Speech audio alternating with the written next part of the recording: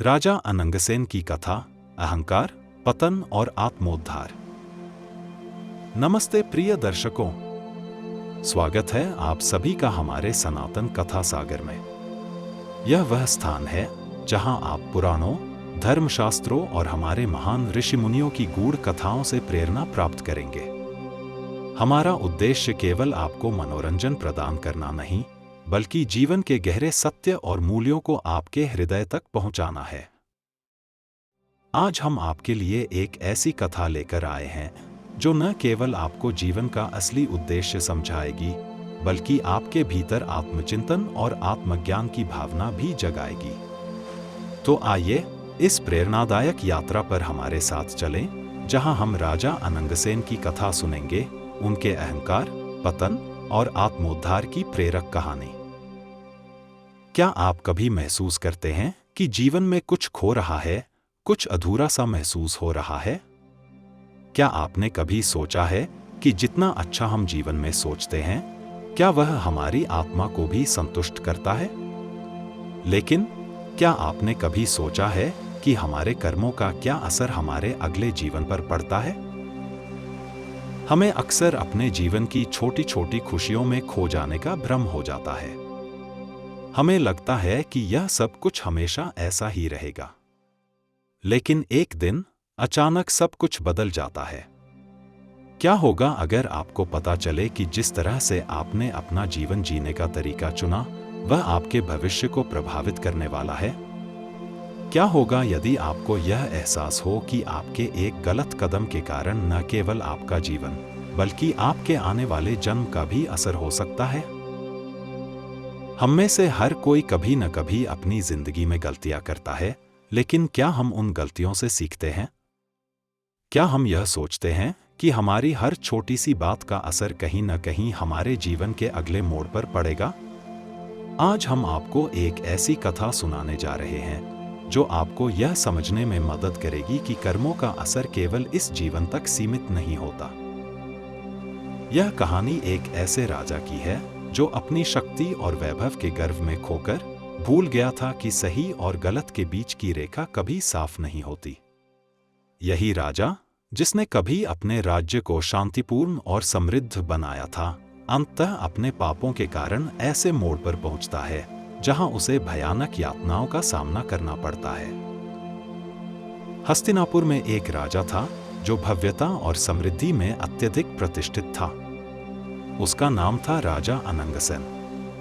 उनका राज्य एक समृद्ध और शांतिपूर्ण राज्य था, जहां हर नागरिक सुखी था।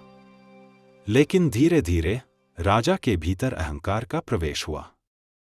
वह यह भूल गया कि उसकी समृद्धि उसकी मेहनत और नैतिकता का परिणाम थी। राजा ने हर नागरिक को अपने अहंकार के तहत दबाना शुरू किया, करों को बढ़ाया और अपनी शक्ति के बल पर प्रजा पर अत्याचार किया। राजा का यह स्वार्थी व्यवहार धीरे धीरे उसके राज्य में असंतोष फैलाने लगा। इस पर उसे कोई ध्यान नहीं दिया, क्योंकि वह समझता था कि उसकी सत्ता और ताकत उसे कभी हारने नहीं देंगे। एक दिन राजा अनंगसेन के दरबार में एक वृद्ध ऋषि आए। उनका रूप दिव्य था और उनकी आंखों में एक गहरी आंतरिक शांति थी। उन्होंने राजा से कहा, हे राजन, तुम्हारा राज्य बाहरी तौर पर समृद्ध है, लेकिन तुम्हारे भीतर का अंधकार तुम्हारी आत्मा को निगलता जा रहा है। राजा ने हंसते हुए कहा, ऋषिवर, मैं कई धार्मिक यज्ञों का आयोजन करता हूं और मेरे कर्म अच्छे हैं, तो मुझे डरने की कोई आवश्यकता नहीं है। ऋषि ने गंभीरता से कहा, धर्म केवल यज्ञों में नहीं, बल्कि हर कर्म में है। तुमने अपनी शक्ति का दुरुपयोग किया है और यही तुम्हारा पतन होगा। राजा ने ऋषि की चेतावनी को नजरअंदाज किया और उन्हें दरबार से विदा कर दिया। लेकिन यह चेतावनी उसके दिल में गहरी छाप छोड़ गई, जिसे उसने नकारा था। समय बीतने के साथ राजा की सेहत गिरने लगी। वह पहले जैसे स्वस्थ और शक्तिशाली नहीं रहे। यह देखकर उनके वैद्य हैरान थे, क्योंकि उन्होंने राजा के इलाज के लिए हर संभव प्रयास किया। लेकिन अंततः राजा को पता चल गया कि उनका समय समाप्त हो चुका था। उन्होंने अपने अंतिम क्षणों में कहा, क्या यह केवल मेरे शरीर का अंत है या फिर मुझे किसी और यात्रा पर भेजा जाएगा? राजा की मृत्यु ने राज्य को शोक में डुबो दिया। उनकी रानी सुमित्रा और उनके पुत्र आदित्य का दिल टूट चुका था।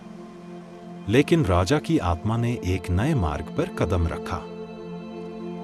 राजा की आत्मा जैसे ही उनके शरीर से बाहर निकली, उसने देखा कि 2 काले यमदूत उसकी ओर आ रहे हैं। उनका रूप भयानक था और उनकी आंखों में आग थी। राजा ने डरते हुए पूछा, तुम कौन हो और मुझे कहां ले जा रहे हो? यमदूतों ने जवाब दिया, हम यमराज के दूत हैं। तुम्हें यमलोक जाना होगा, जहां तुम्हारे पापों का हिसाब लिया जाएगा। राजा ने कहा, मैं तो एक राजा था, मेरे पुण्य मुझे बचाएंगे। यमदूतों ने हंसते हुए कहा, तुम्हारे पुण्य नहीं, बल्कि तुम्हारे पाप तुम्हें ले जा रहे हैं। राजा को यह समझ में नहीं आया कि उसने क्या गलत किया था। यमदूतों ने उसे यमलोक की ओर ले जाना शुरू किया। राजा की आत्मा ने यमलोक में कदम रखा और वहां के दृश्य ने उसकी आत्मा को झकझोर दिया।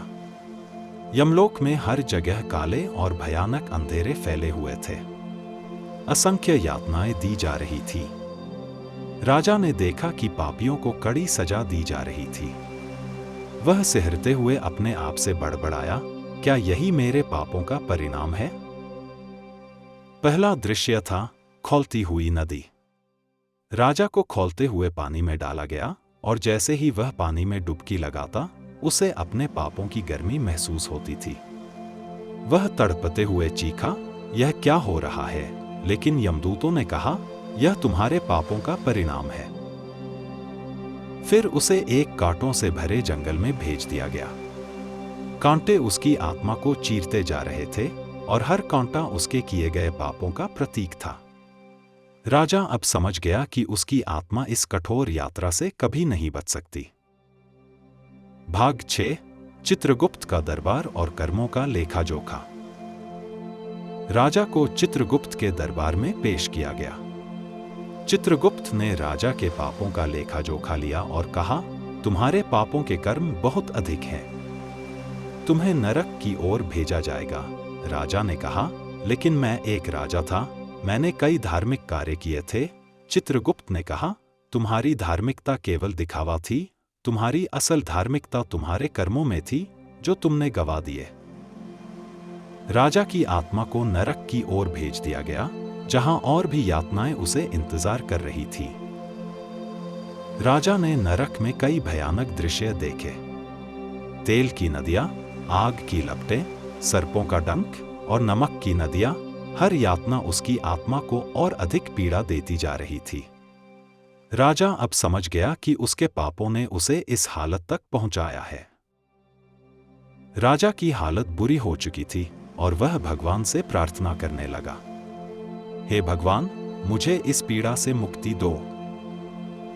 राजा की प्रार्थना को सुनकर भगवान विष्णु प्रकट हुए।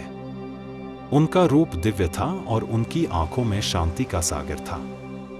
राजा ने घुटनों पर गिरकर कहा, हे भगवान, मैंने कितना पाप किया है, क्या मुझे मुक्ति मिलेगी? भगवान विष्णु ने कहा, तुमने अपनी आत्मा में पापों को पाला है, लेकिन यदि तुम अगले जन्म में धर्म का पालन करते हो, सत्य बोलते हो और अच्छाई की राह पर चलते हो, तो तुम्हें मोक्ष मिलेगा। राजा ने भगवान विष्णु से आशीर्वाद लिया और अपने अगले जन्म के लिए संकल्प लिया। राजा अनंगसेन ने अपने अगले जन्म में सत्य, धर्म और परोपकार का पालन किया। उसने अपने पापों का प्रायश्चित किया और अंततः मोक्ष प्राप्त किया। यह कहानी हमें यह सिखाती है कि जीवन में धर्म और सत्य का पालन आवश्यक है। हमारे पापों का परिणाम हमें किसी न किसी रूप में भुगतना पड़ता है, लेकिन यदि हम आत्मज्ञान प्राप्त करते हैं और अपने कर्मों में सुधार करते हैं, तो हम मोक्ष प्राप्त कर सकते हैं।